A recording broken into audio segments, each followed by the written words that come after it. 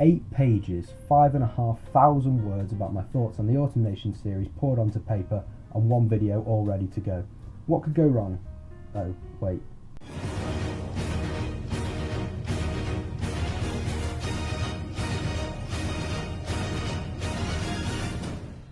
It has been England Rugby's worst year since 2008, a year that culminates by finishing ranked 5th in the world after what was certainly a strange Autumn Nations series to say the least. It was a series that we'll never forget, with sides like Italy and Georgia recording historic wins, France continuing their longest unbeaten run, Ireland, New Zealand and South Africa all keeping up their strong form, and while Wales just not bothering, but England had an Autumn Nations series that turned out to be, in a nutshell, disappointing. It of course all started with a loss to a fired up Argentina side, who came out with nothing but the intent to front up physically and use their secret weapon Emiliano Buffelli to squeeze the life out of us with scoreboard pressure. We then moved on to a comfortable 52-13 win over what is fair to say was an off-colour Japan team, but we still put over 50 points past the ranked 10 nation. We then moved into what was simultaneously the most exciting and most frustrating test of the autumn, the game against the All Blacks, where we spent the entire game knocking on the door but not capitalising on our territory. It was capped off, however, by an incredible 3 tries in 8 minutes to come back from 25-6 down for a draw, cementing Will Stewart's place as an English hero. Finally was our embarrassment against the Springboks, where we got our backsides handed to us by a physical, clinical team who never once let us get a foothold in the game, even when down to 14 men for the final 20 minutes. It was a series where the highs were exhilarating, but the lows were just too overwhelming for any side that wants a chance of success in France 2023. The squad have a lot of work to do in the meantime, with only a handful of tests in what is less than a year to go before the tournament gets underway. Many have been saying that we're in with no chance, that sacking Eddie now is right, and we need to do our best for a salvation job in France before moving on to new things in the future. But I think we need to stop with this defeatist attitude. There are plenty of positives to take from this year that we can be taking towards 2023. Before I get into the extent of my thoughts though, I just want to reaffirm that everything in this video is entirely my opinion, which is not something I consider to be fact, nor do I believe that everybody should feel this way. If you disagree with me or another person, I would absolutely love to have a conversation in the comments. I ask that you please keep any and all comments respectful, so we can uphold the values of our great sport and simply be decent people. I hope you enjoy the video.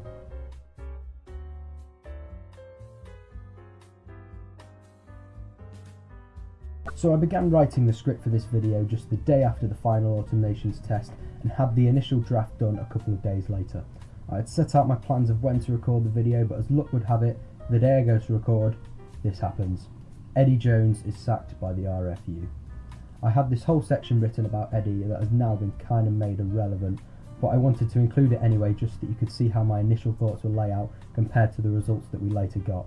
So without further ado, here is everything that I had written before we heard the news that England's head coach was being replaced.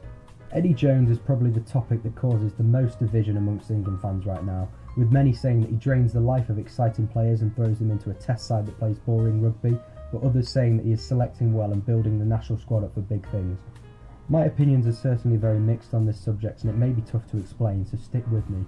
I think change is certainly needed, but now is not the right time at all. We are less than a year out from the World Cup, and in my opinion, it would be foolish to change the head coach now and risk ruining the cycle of development that the team needs. First and foremost, Eddie knows what he's doing. He's a damn good head coach, there is no question about it, with his England credits alone including 6 Nations titles in 2016, 2017 and 2020, being World Cup finalists in 2019 and Autumn Nation Series winners in 2020, just to name a few. It's fair to say that he certainly knows his way around the game, which is why I think we need to trust his judgment moving forward towards the World Cup. He's an experienced coach, and we need to be confident that he has a plan for our upcoming tests in 2023. To sack off Eddie now, I believe, would be silly. We need to consider how a team develops and how a team can peak at the wrong time in their cycle, leaving them struggling to have an impact when it's needed. We've all heard about how the All Blacks can often dip in the years after a World Cup tournament, but they always come good when it matters. For me, this epitomises why we need to keep Eddie on side until the end of 2023. We need to be extremely careful that we don't disrupt this cycle, or else we could be in for a tough time when competing in future tests and competitions. I'm going to touch more on England's performances later, but it's clear that we're not miles away. Ellis Genge said in an interview with The Good, The Bad and The Rugby podcast that they're only 1 or 2% off, and that's all you need to be in Test rugby for things to go wrong, and he's dead right. England are not miles away at all. There were lots of positive signs in the way that we played, and it just looked to be missing that final 1%, which is likely because of lack of experience across a lot of the squad. The more time they have playing together, the more effective and clinical they'll become. I think that this is all the more reason that we need to stick with Eddie, because they're really not as far away from where we needed to be as it may seem on face value. That's not to say I'm 100% in his corner though. As we know, Eddie will be leaving after the World Cup, with rumours that he may be off to do a long stint with the USA team before their home World Cup in 2031. I think that this is perfect timing. We're giving Eddie one last go at the World Cup trophy with our side before going on for a much needed reshuffle in management. The current rumours have narrowed it down to 3 options: Steve Borthwick, Ronan O'Gara and Scott Robertson, all of whom I'd be happy to see get the job, but one in particular would please me more than the other two. Steve Borthwick has done wonders for Leicester Tigers during the last couple of seasons. He has redeveloped a struggling side, a mere shadow of the mighty team it once was, back into a clinical, ruthless squad that went on to take the Premiership title last season. He put faith in trusting exciting youngsters such as Freddie Stewart and Jack Van Poortvliet to step up to the plate and perform, but could rely on his more experienced heads like George Ford and Dan Cole to maintain stability on the field. He trusted Ellis Genge with the captaincy in what probably turned out to be his best season so far, allowing him to develop and become one of the leaders inside the England setup. Whilst you can certainly say that being a head coach at Test level is a very different beast when compared to being one at club level, I think that Borthwick will be an excellent fit. He is an experienced head who knows how to build a team. He's demonstrated that he understands how to combine youth with experience and produce results, which is exactly what I think this England team needs right now. Players like Marcus Smith, probably the most exciting young playmaker in the world right now, need to be able to gel with the likes of Owen Farrell in ways that so far we've only seen glimpses of. Like Dan Carter said in the build-up to the New Zealand game, those two just need more time together to understand each other's games, and the best is yet to come from that 10-12 combo. But I do believe that Steve Borthwick's input would go a long way to help in situations like this. But for me, Eddie's time isn't up just yet. The best thing we can do as a nation is to get behind him, support our England side and to trust that he has a plan. After all, he is the man sitting in the coaching box. He definitely knows more than we do. On Tuesday the 6th of December, it was officially announced by the RFU that Eddie Jones was being sacked as the head coach of England, with forwards coach Richard Cockerill taking over as interim head coach whilst they search for a new person to take on the job full time. I'll be honest, I'm not changing too many of my opinions here. Of course, take what I'm saying with a pinch of salt, because just like everyone else, I don't know what goes on behind the scenes, nor do I know the details of what has happened or how everything works in this environment. My gut feeling tells me that it's the wrong decision to sack Eddie this close to the World Cup. We all know that Eddie's sides come very good at World Cup time, and I personally don't see how this was set to be any different. When he first took over the Brumbies in Australia, he had a very poor season before kickstarting a new era of the game in his following season, developing a new and ingenuitive style of play that not only took the Brumbies on to become the first Australian side to win Super Rugby, but kickstarted the development into the current era of the modern game. Eddie's Japan side struggled in the year leading up to the 2015 World Cup, before they pulled up what was perhaps the biggest upset in rugby history, beating South Africa 34-32 in the last play of the game. England seemed to have a fairly average year before 2019, but they went on to achieve a famous semi-final victory over the All Blacks to end their hopes at a third title in a row and made it to another final. Jones is one of the most innovative coaches in the game, and I feel that it's a shame that he won't be able to embark on one last quest for World Cup glory with England. I think he had a plan, and it's a shame we won't see it come to fruition. However, I'm 100% behind whoever will take the new job now. Despite wanting Eddie to stay on, I am excited by the prospect of somebody new in charge, so that we can see a refreshing display of the talent that English rugby has to offer.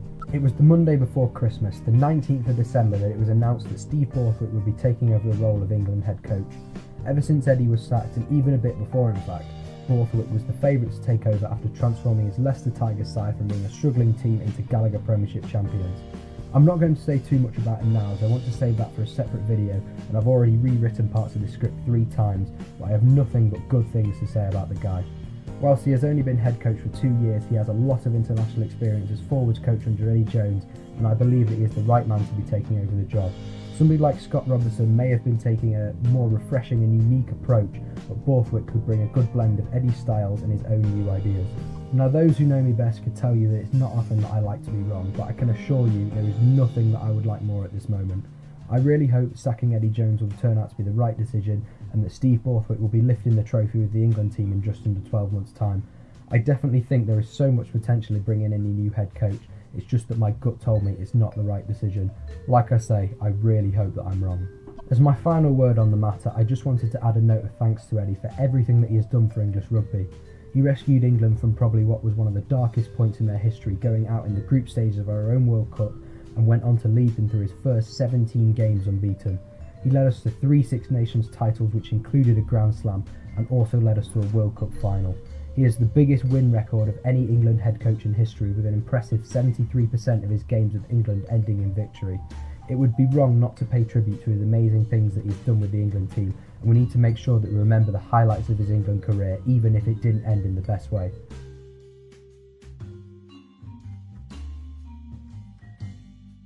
I want to try and say as little as possible about selection, because I have a lot of opinions. There are so many players that are performing to incredible standards in the Premiership right now, the likes of Caden Murley, Ollie Lawrence, Ben Earl, Alex Mitchell, the list goes on, but they're not getting picked.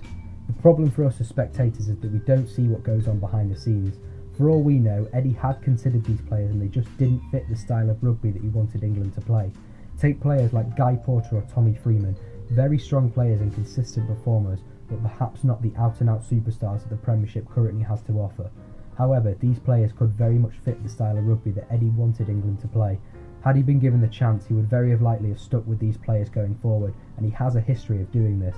You only have to look at players like Jack Nowell and Henry Slade, not necessarily world beaters but very consistent performers.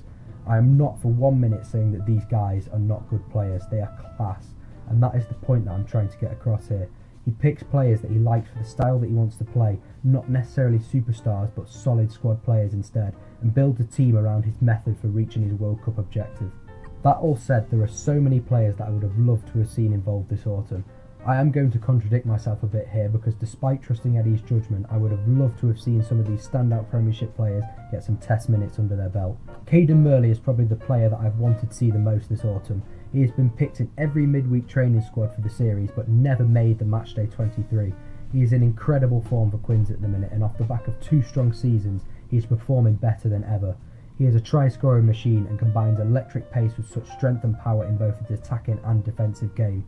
His combination of strength and pace looks like it will be well suited to Test rugby, and I sincerely hope we only have to wait until February to see him get his international debut.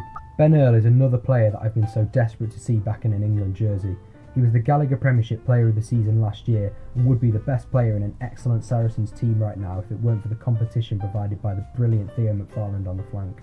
The lines that he can pick out in attack are unbelievable. He can appear from nowhere and split defences wide open. He's one of the heaviest hitting tacklers going and a demon in the breakdown. He would certainly be an excellent asset in the England back row, being able to slot in at 6, 7 or 8. I would love to see Earl get a proper go in the England team, even if he was used as an impact player from the bench. Ollie Lawrence is one of the fallen Worcester Warriors and has found the form of his career after signing a long-term deal with Bath. He had such power and pace in the centre channels and has brought a new dynamic to Bath's backline that's finally helped them change their fortunes in recent weeks. After 6 caps across 2021 and 2022, I would absolutely love to see Ollie Lawrence get the chance to build on his international career. Alex Mitchell is yet another interesting case, such a talented player demonstrating excellent form in the Premiership with his fast ball speed from the base of the ruck, great feet and pace and excellent support lines in attack. He's another player that's queuing up to get in that England team and probably feels hard done by not to have got more of a shot since his only cap back in 2021 against Tonga. I thought that Jack Willis and Dave Ribbons are both incredible players that were both involved in the test but had nowhere near as much game time as they should have done. They both came onto the pitch and outshone the players in their respective starting positions, but Jones didn't seem to want to give them game time. Both had superb impacts on the squad and it felt like mercurial talents that were going to waste by limiting their time on the pitch. There are so many players that I would love to see either get their first international caps or come back for another crack at it. The likes of Bevan Rodd, Adam Radwan, Tom Roebuck, Alfie Barbary, Rafi Quirk, the list goes on. The point is, as a nation we have heaps of talent stacking up ready to be called upon. It's just a question of how we use it. From those who were selected, however, there were some standout players. Joe Thockadasinger was one of the top guys for me. Despite only playing 2 of the 4 tests, I thought he carried over his recent strong performances at Bath into his games against Argentina and Japan. He is a powerful, impactful runner who is excellent at driving through the contact and stay on his feet for long enough to make both extra metres and keep the ball alive. The 14-cap winger came away from his 2 games at the try and is certainly one player who I believe should be kept in the test squad moving forwards. Freddie Stewart only continued his phenomenal form as he once again took to the field at Twickenham. His incredible aerial dominance is possibly the most valued asset to the England backfield, and he poses a brilliant threat on the counter-attack. To me, it feels like he could have certainly cemented a place in that 15 jersey for a long time so long as he keeps that form up. There is certainly not a single player that I would start over him in the backfield now, I firmly believe that he is the best fullback in the world. Marcus Smith continues to be an absolutely incredible talent. I've seen people saying that he hasn't risen to the challenge of Test rugby, but I very strongly disagree. In fact, I couldn't disagree much more. I feel as though he is slotted into the 10 jersey very well, and is showing Test adapted displays of the magic that we see when he runs the show for Quins every single week. He is a top class player who can spark magic from anywhere on the field, and he has shown this throughout his Test this year, even if it hasn't come together for a full performance. He has an uncanny ability to create something from absolutely nothing by delaying passes or using his lightning footwork to make breaks or get hands free to put a runner through a gap. He gets on the end of so many too, finishing off a number of the tries that he initiated with his sparks of brilliance. He already has 8 tries in his 17 England caps as of the time of recording this video. You only have to look at the awesome comeback against the All Blacks. That has Harlequin's DNA all over it. Smith pulling the strings was a huge reason why that comeback was pulled off. In fact, if you look at his overall performance, it could well be his finest game in an England shirt so far. We may not have seen his full flair unlocked until the last 15 minutes, but his role in the attacking structure throughout the game was near perfectly carried out.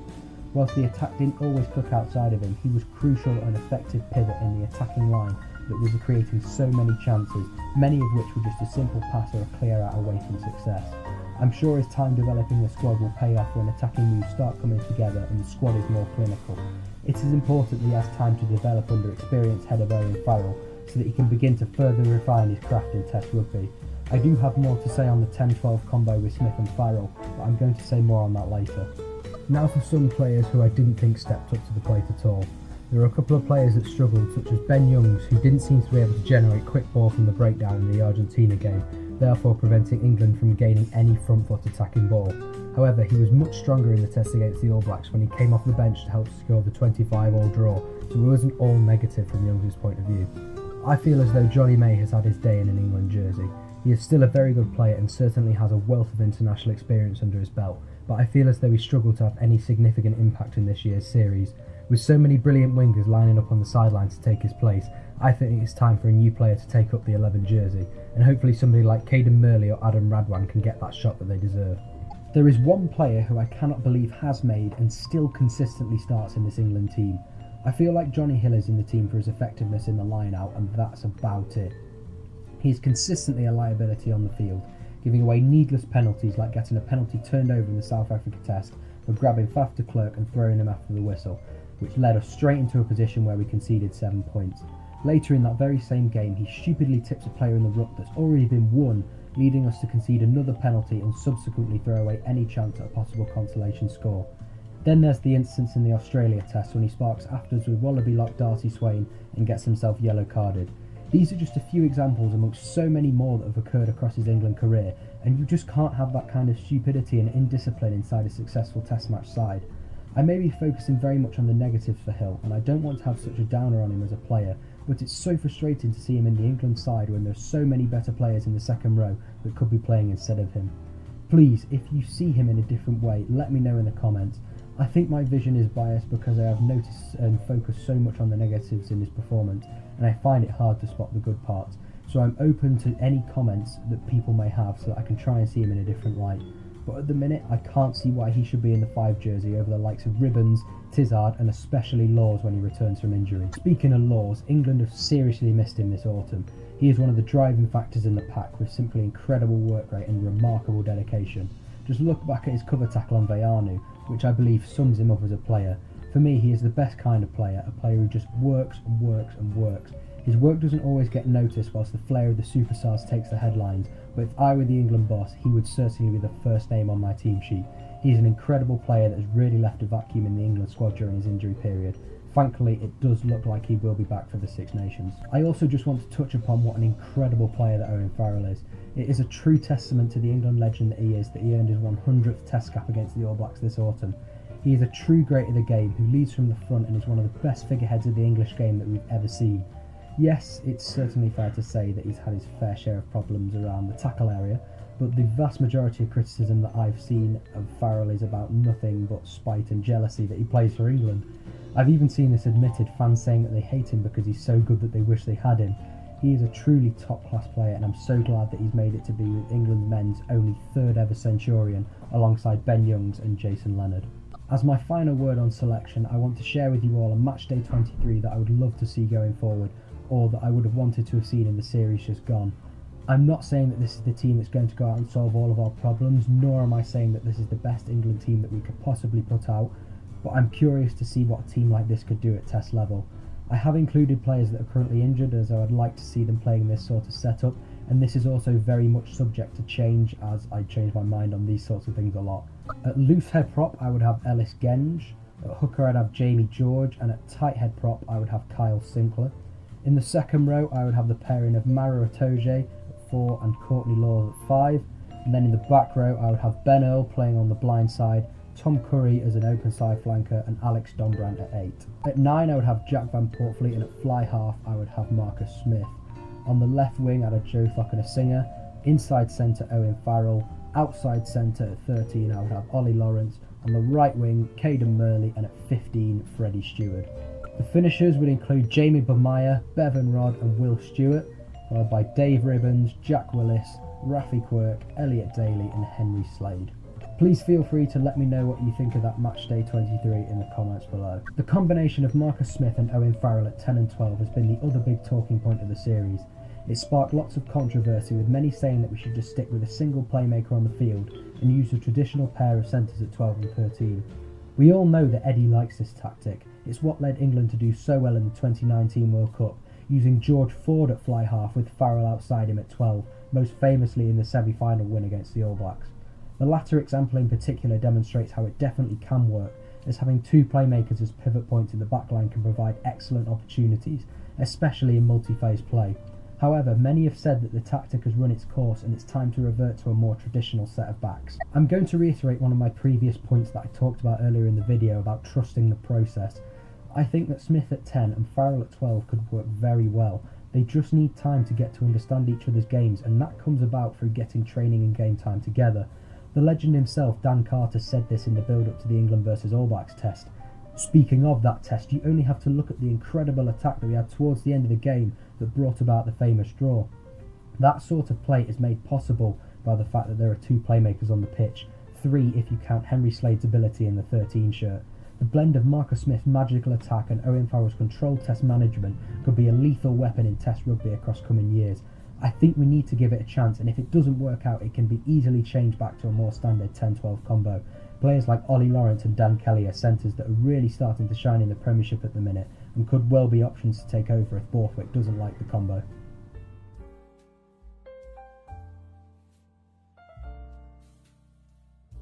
I don't want to go into too much depth of analysis with the actual games themselves, as the video is most certainly running long and I feel as though the analysis would be best suited to another kind of video in the future.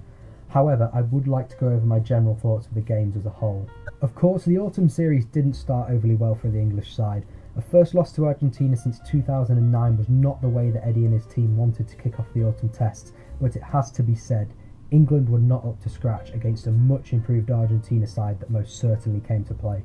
Argentina were ferocious, bringing intense physicality in both attack and defence. Emiliano Buffelli was lethal off the tee, scoring 25 of the Pumas' 30 points, including a try of his own. It was certainly a day in which the team that won was the one who wanted it more. Argentina were definitely the better team and deserved to come away with the win. England looked like they were so close yet so far away. The bare bones of a good attack looked to be in place, but we struggled to be clinical and go on to finish the chances that we had created. We didn't capitalise on the abundance of time that we spent in the opposition 22, and our frequent indiscipline proved deadly as Buffelli slotted threes from all over the place. To sum up, it was certainly a world away from where England should be, but showing glimpses of hope throughout. The Japan game brought about a chance to fire back, and despite Japan looking away from what we know is their best, England still managed to put 52 points past them at Twickenham, leading to our only win of the 4-match series. England's more exciting attack proved easier to carry out against a Japanese defence that didn't quite stand up as well as we know it can. There's not really too much to say here aside from the fact that this is the sort of result that is solid against the side that we know nobody can take for granted. Now we have what was the most anticipated and also my favourite game of the entire series, one of my favourite games I've ever seen for the exhilarating final 10 minutes alone. England were far better in this game than they'd already shown in the series. The attack looked more promising even though we struggled to be clinical with our finishing, and the defence fronted up well on the whole despite playing against the best attacking side in the world. New Zealand attacked brilliantly, opening us up with crossfield kicks to make sure we'd always leave wingers out to cover the options, consequently leaving more holes in the midfield for them to exploit. This kicking tactic led to an absolute stun over a try from Rieko Ioane in true All Blacks fashion. In terms of England's performance, it seemed to recount the same key problems as against Argentina. The attack was initially well structured, but we struggled to score within the first few phases. In the modern game, the majority of tries are scored within those first few phases when the attack is fast and can catch defences off guard. Phase play starts from either a power play, set piece, turnover ball from a breakdown, or just general open play. This means that the attack is running against broken defence, therefore can get front foot, go forward ball and run at retreating or out of position defenders, making easier meters. If the attacking team takes too long to set their attacking structure, it gives the defence more time to realign, and thus the advantage of running against broken field is taken away. Part of England's problem was that they were not capitalising on those first four phases. The front foot ball was killed off very quickly, and much of that is testament to New Zealand's excellent defensive sets, but also about England's ability to be clinical and keep hold of the ball. Then there were the final 10 minutes. After being 25 points to 6 down, England made one of the most remarkable comebacks in Test rugby history. We scored 3 tries in 8 minutes, one from brilliant fullback Freddie Stewart and the other from hero tight head Will Stewart. Trust it to be a prop that saves the day. Actually, whilst I think about it, I would like to launch my Will Stewart for World Player of the Decade campaign. I'm joking of course, but Will Stewart, along with the other finishers like Mako Vunipola, Dave Ribbons, Henry Slade, they were the literal definition of impact player. They finally added some dynamism to the carries and were constantly searching for offloads, allowing Smith to have his much needed attacking platform. He finally had time and space to work his magic, and it was that England had been lacking all game. It was the most brilliant play I have seen England enact in ages, scoring 3 absolutely brilliant tries in barely any time at all. The game is a brilliant advertisement for the phrase, "It's not over until it's over." Before I move on to my thoughts on the final test, I just want to touch on the ending of this one. Many said that it was the wrong decision for Smith to kick the ball out here, but I believe that it couldn't have been more right. In fact, it has been revealed that Smith was under team orders to kick the ball out, which I think was extremely sensible, because in this situation, a draw was like a win. Considering where we had come from 25 points to 6 down, we had to take the draw because we couldn't risk throwing it all away. Imagine if we'd have given away a penalty, much like we've been doing all game with our terrible discipline.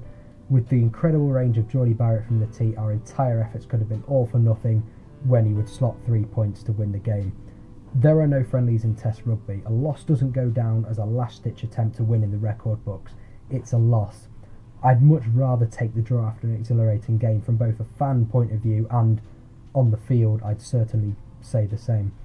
I can say that from my point of view, I wouldn't want to have had my last 10 minutes of pure excitement, thrill and jumping up and down off the sofa to go to waste because of a penalty in last play.